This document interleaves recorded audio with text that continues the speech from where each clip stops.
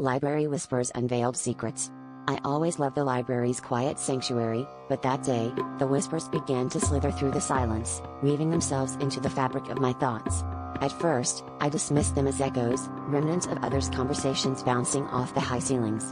But then, they began to respond.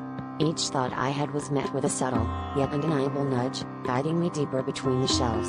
It was as if the library itself had a consciousness, and it was calling to me. The whispers grew stronger as I approached a dimly lit corner, one I'd never noticed before. The air felt thicker, charged with a strange energy, and an aged wooden door stood slightly ajar, its surface etched with symbols that seemed to pulse with a life of their own. Before I knew it, my hand was on the handle, the whispers urging me forward with a seductive promise of understanding. I pushed the door open, revealing a narrow, spiral staircase descending into shadows. The steps creaked underfoot as I descended, each echo a heartbeat in the suffocating silence.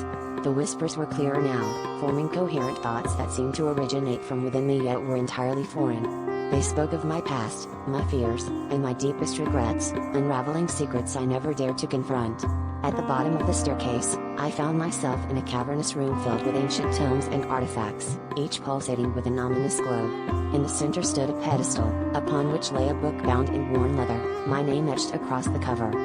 Compelled by a force beyond my control, I reached for the book. As my fingers brushed the surface, a sudden wave of cold swept through me, and the whispers crescendoed into a deafening roar.